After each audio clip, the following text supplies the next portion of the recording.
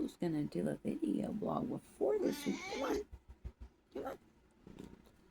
Before this sweet thing came on. Hey. Well, I got through a very, very busy weekend at work with overtime, which is uncommon at work, but they were happy to have me do it. And I actually got pretty decent night's sleep too. And I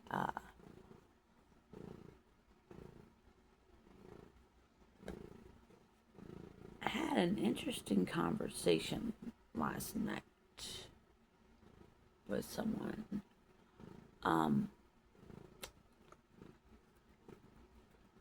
He was just completely freaked out that I went to DeSoto and Antoine to do outreach. And I told him I've been doing that for almost 20 years now. And he's just like, I can't imagine doing that. And his attitude definitely shifted after that. And I asked God for help on interacting with people because this frontal lobe damage can cause problems with that. I can't always read things, especially with guys. There was one or two customers that I think might have been interested in me, but I wasn't clear on that. It's not always obvious to me. So I asked God, if it's a yes or a no, make it clear, basically, And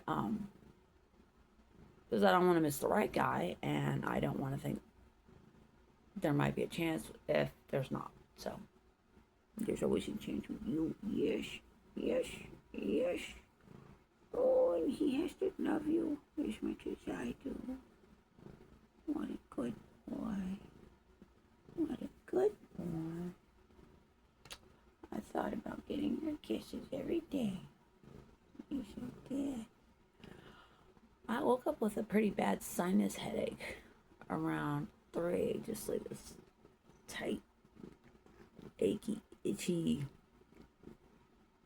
sinus thing. It's not really a migraine because it's on both sides, but I took the 12-hour Sudafed, the guaifenesin, the Excedrin, the Zyrtec, the up your nose stuff, all of it, and I was able to go back to sleep, which is good. I also did the wet washcloth. Big fan of that. And I'm tired.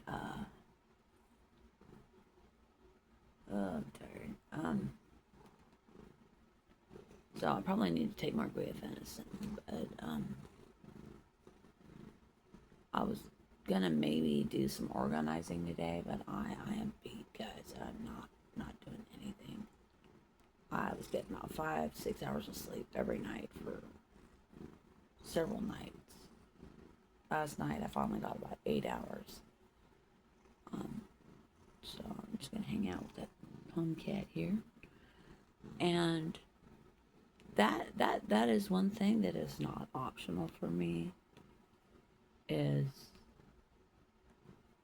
I'm with Jesus. I am 1,000% committed to doing whatever Jesus has for me to do. Which means yesterday I spent all my fun money on a ride to work because I had outreach to 2 people. And I'm okay with that.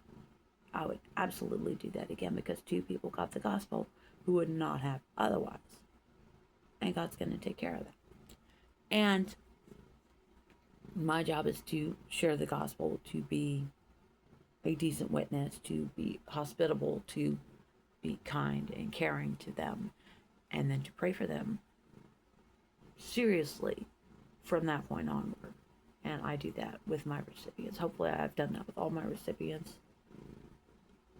because God has given me a serious commitment level and love and affection for them, even the ones who are just awful to me. I find that one the most interesting, that I can see, like, beyond the behavior they're exhibiting to a scared, hurting, lost soul behind all that, who desperately needs God's love. And he gives me that vision, that empathy, and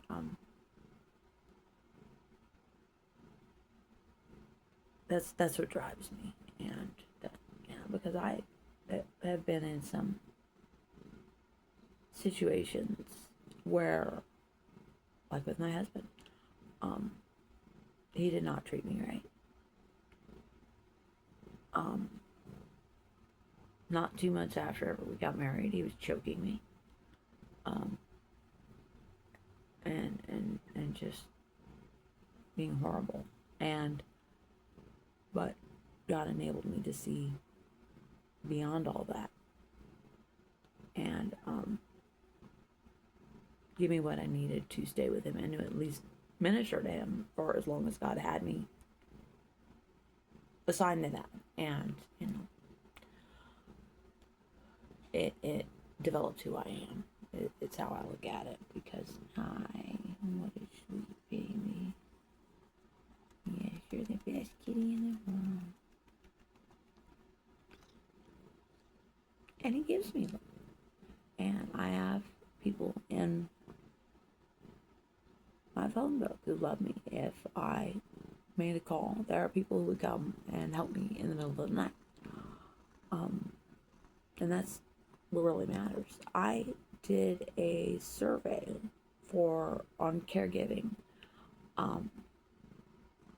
after Ron's accident. There was a lady, she was doing her thesis, and she needed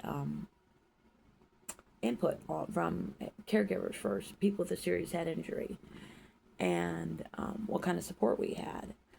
And one of the questions she asked that has always stuck with me is, if you had an emergency at 2 a.m, is there anyone you could call? And there are people I could call. So that's a blessing to me. I have this sweet thing every day, every night. I have him as my wallpaper too. A picture of me kissing him. When I open up my phone to look something up for a customer, the customers see it and they just laugh. They love it. So, it's fun. And I'm just giving him a big smoochie. It's very cute. Kind of like this, but it's not a flattering photo of me at all. But it's really cute, I think. So.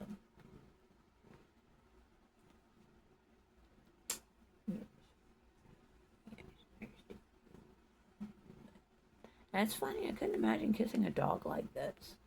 But I don't have a dog. And, God sends me a dog, I'll love it, of course. So. Although, I don't know if Spotty would get along with a dog. Biscuit and Gravy, there was a dog next door. Now, next door, he periodically, every 4 years or so, will get a dog. And he'll put it in his backyard, and he'll have it for about 5-6 months, and then he gets rid of it because it's too much of a commitment. And this is a guy who's working more than 12-hour days, is married, has 6 kids, very, very active socially.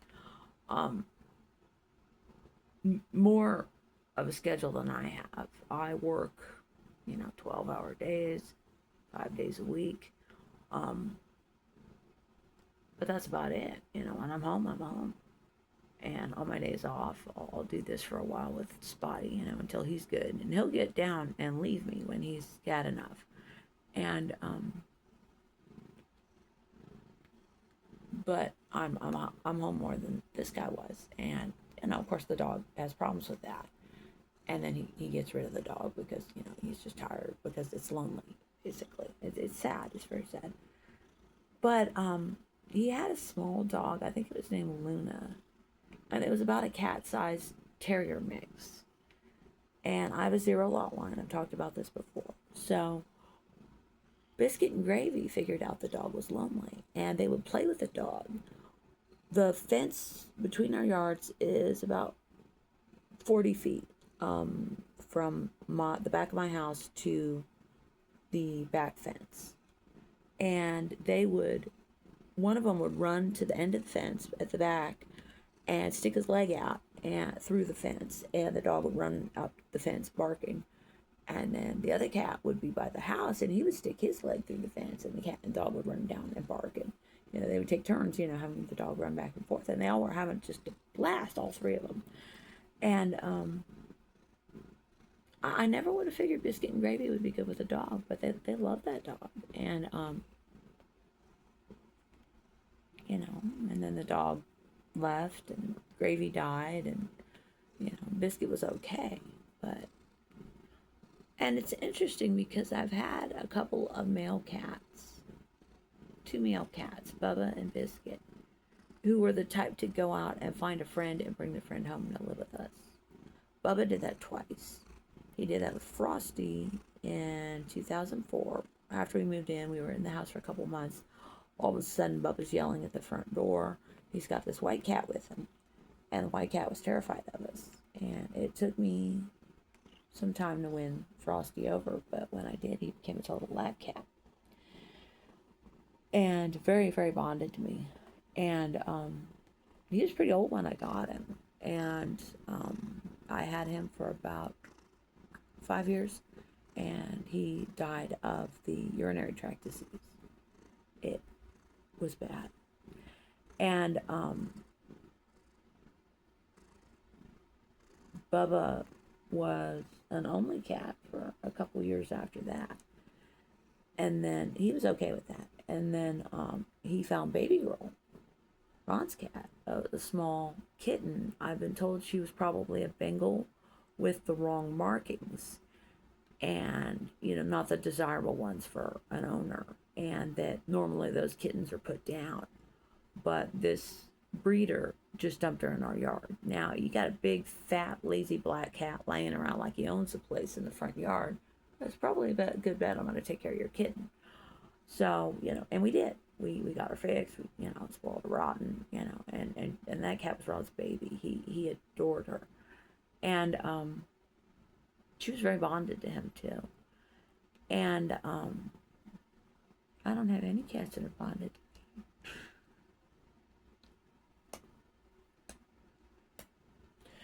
Call that Besos de Gato. Ooh, he's got fish breath. Oh, that's bad. But yes, I know you. I love you, fish breath. And I don't feed him fish ever. Must be eating at a neighbor. But Biscuit found these guys and their mom and brought them home to live with us 7 years ago.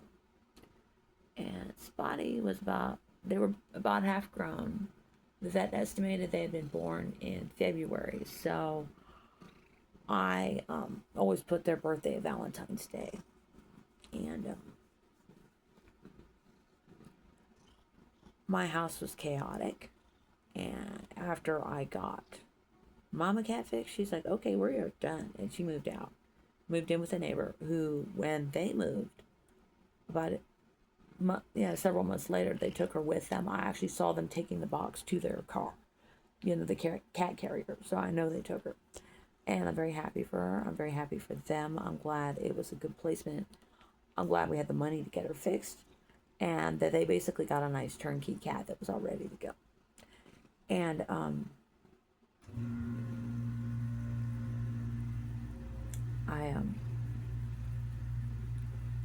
Spotty and Cleo stayed, and I'm very glad they did, because, like I said, my house is chaos.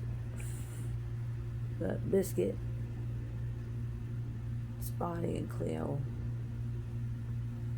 were always very close to me, and then Torby and Baby Girl were more bonded to Ron, and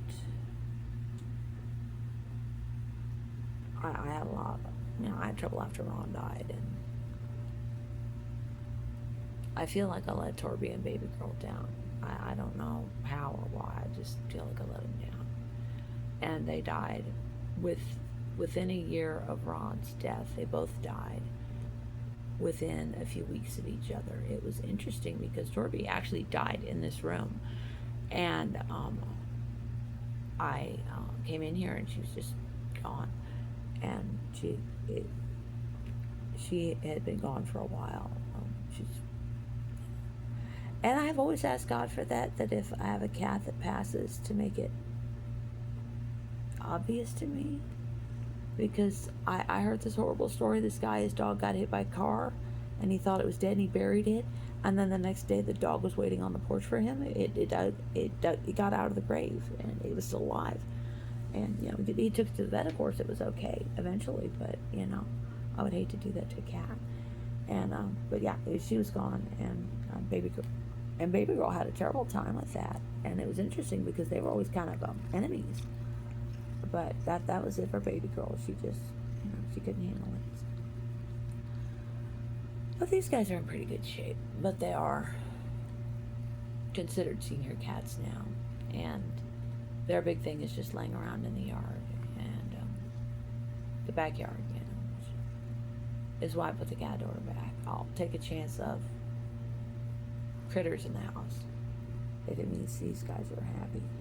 Now, these guys do have microchips, which I think is very, very important, especially if you're letting your pet outside in any way. And the weird thing with the microchip company, I could change the phone number, but I could not change the name of the owner. And Ron always had the pets down as his.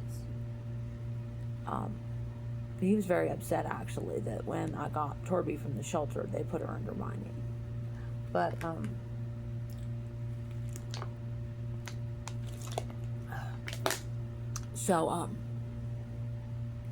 but if they get out, we get separated somehow, they'll call me. And that's good to know, because I want that back. And, but they have apparently a microchip pet door where it will only let in an animal that has a microchip that you've already scanned into the door. And that would be good in a situation like mine, where, you know, I have stray cats, possums, God knows what coming in through that cat. And although I do have to say they're very, very seldom making any kind of mess. Sometimes when the possum comes in, I can tell, because the way it eats, it digs a hole in the middle of the food and it throws the food around like a volcano all around the bowl. And the cats don't eat that way. So sometimes, very rarely, I'll see the food like that. Although the possum was in here. But I think I would have to cut a hole in a wall of the house to install that kind of door, and I don't really like the idea of cutting holes in my house. So that's why I really haven't done that. It's not really the expense, because, you know, I'll do anything for these cats, but that. And I also need to think about some home repair things. I'm organizing right now. The washer is making really bizarre screaming noises when I use it, which has been going on for almost 2 years now. It's not really getting the clothes clean, but they're very soggy when I get them out, and then I just put them on the clothesline. They dry out, and that's fine. I'm not really wanting a dryer right now. But I'm thinking about calling appliance repair guys and asking, do they have a refurbished washer I could buy? Because someone I care about, a family member, you know, they heard about the situation. They're like, oh, well, this washer's only $700. These washers are a real bargain. They're only $500.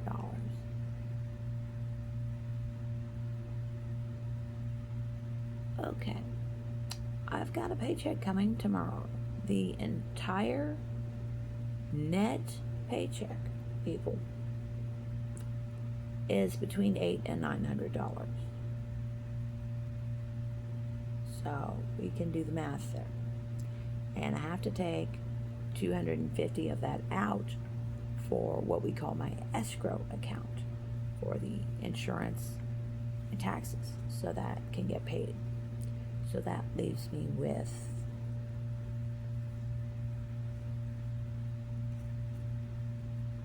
$600 to $650. So yeah, that's not going to happen.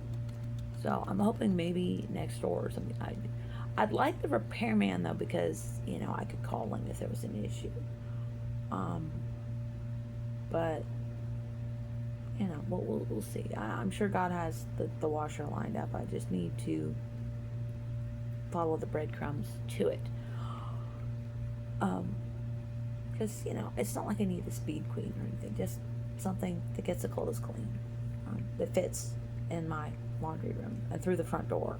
That, interestingly enough, I was looking at one website and they're like, please measure your front door before you call us, so we can determine if our thing is going to fit in your house. Because that actually happened with Ron back in 2006 when he got the hot water heater.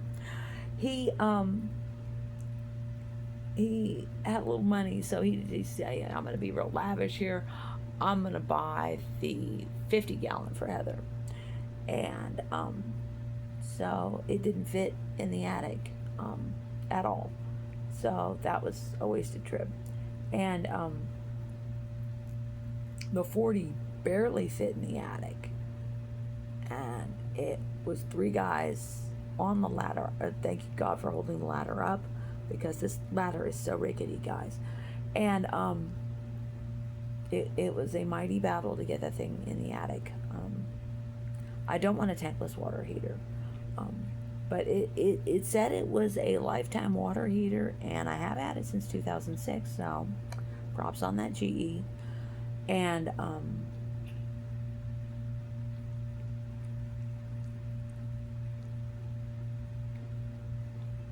they say we're going to be really hot today too, so the AC's running. But I had the new filter on. I'm happy about that. The allergies have been better with a new filter, even with my kitty cat kisses. And I'm just trying to lick this headache. Now, that thrift store I like on Pinemont and Antoine is having a half off sale. Everything today. I would love to get over there, but I don't want to go if I have a headache.